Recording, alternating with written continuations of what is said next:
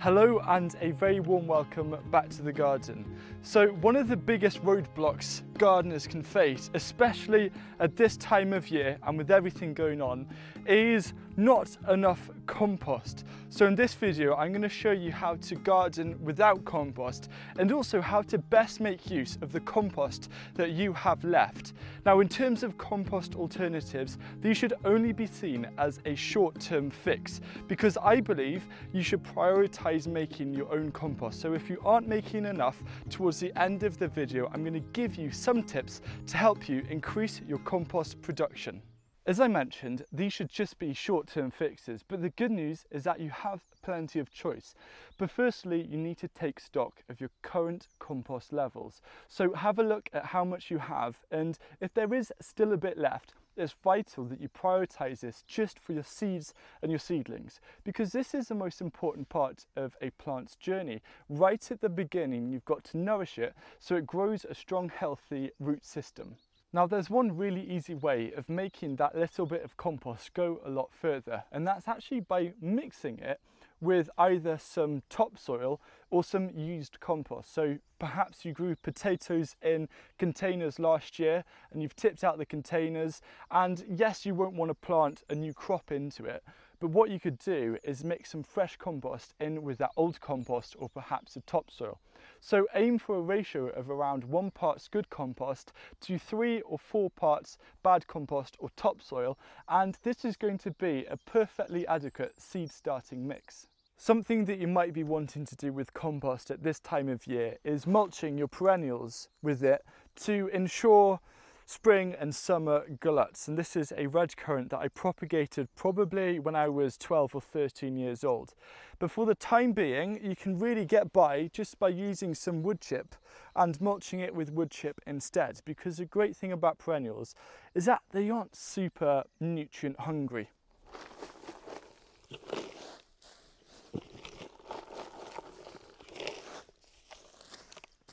So we've looked very briefly at how we can make compost last a bit longer, and I'm here on a lawn and we've cut the lawn, got some grass clippings. At the moment we're not going to cut the lawn probably for a couple of weeks, as we're going to let all of the dandelions flower to provide vital nectar and pollen for our pollinators. But grass clippings are one of the most underutilised resources for gardeners, and the most important thing though is to use grass clippings, even if you don't have your own lawn, to use grass clippings that haven't been sprayed. So if you have neighbours who don't spray their lawns with chemicals, then by all means ask them to see if you can use their grass clippings in your garden. So let's head on up and I'll show you just how to use these as a short-term compost alternative.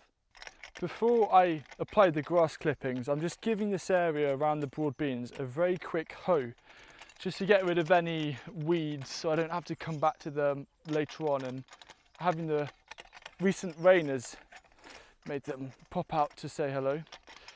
So that'll do for now. The important thing with grass clippings is to never apply them too thickly, especially if you're in a UK climate.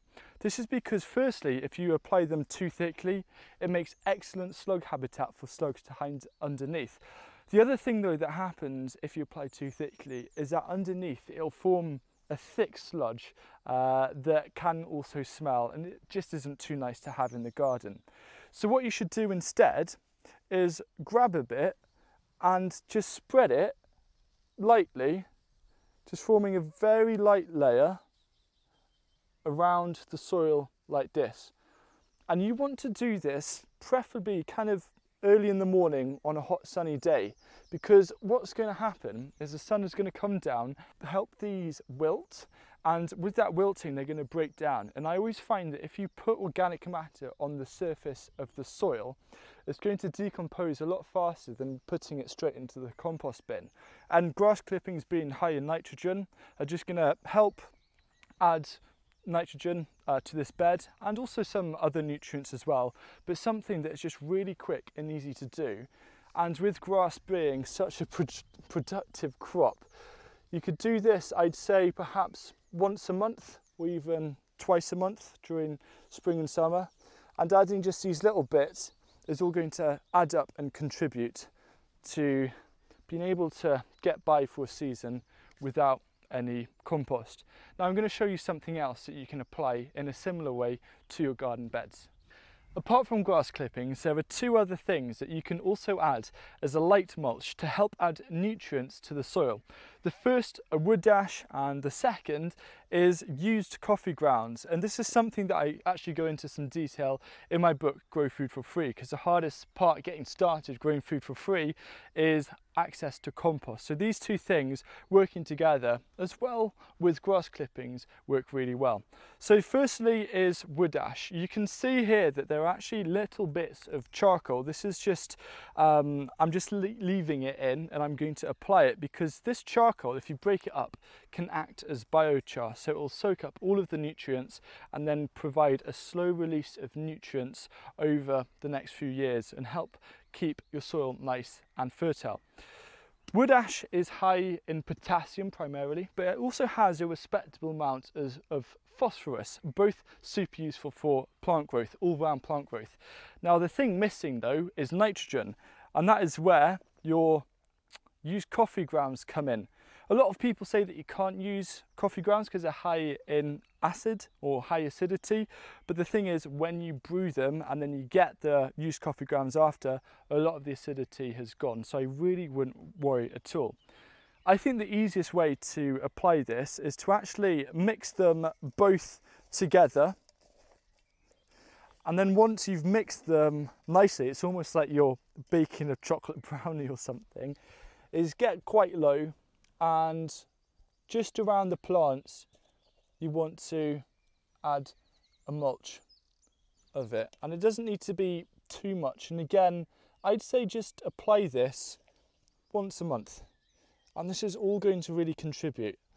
Something that you could actually do, which will be beneficial, is doing this right before some rain or right before watering. The reason why is that the rain and the water will help move it, or the nutrients, down into the roots, just to speed up that process a bit. Again, these are more of a low release over the long term. It's not going to be instant. I'll come on to that a little bit later on, but it does make a huge difference. Another fantastic way of being able to grow food without needing compost is using a method called chop and drop. And this is comfrey. Comfrey is a fantastic plant for that. It replaces animal manures. It's just so full of nutrients. And I'm going to show you about a minute-long clip that I did with Tim and Maddie Harland, who are the editors of the Permaculture magazine, which you should totally check out, where they explain how they use chop and drop to get their beds prepared with nutrients early on in spring. And you can also do this throughout the year, providing that you'll give it around a month or two for the materials to break down before planting into. We grow a lot of comfrey, and this is because it has so many uses in a permaculture garden. First of all, if we let it flower, it's fantastic bee forage. Secondly, it's a dynamic accumulator, so the long tap roots go into the subsoil and bring up the minerals and the nutrients. We use it as a compost activator, so it speeds up the composting process. So we cut it and put it in the compost with our browns. We also use it as a mulch on the raised vegetable patch, and for instance we're just about to cut back our globe artichokes that have finished producing for the year, and they will sprout from the base. The comfrey will provide a mulch, it will mulch out weeds, it will provide nutrients for the new growth, and it will provide some protection for those tender new growth of artichoke from the frost during the winter. If you want to find out a bit more about the Permaculture magazine, which is a fantastic source of growing information and more, then there'll be a link down below in the video description. The thing that I haven't mentioned yet, which is also an alternative to compost, is liquid feed. Now, I have a love-hate relationship with liquid feed, but it does do the job, especially if you are really struggling for compost and you're looking at having some nutrients. And the great thing about liquid feed is that you have water-soluble nutrients. So when you water the plants with it, the nutrients are going to go down to the roots, which is a lot faster than just mulching on the top. Now, comfrey is a wonderful resource that you can use as a liquid feed, like this, okay? And then all you want to do is add it into a bucket. So this is a bird fat ball bucket, you can just use that. And you can use other materials. You can use old weeds, you can use farmyard manure, you can also use things like nettles.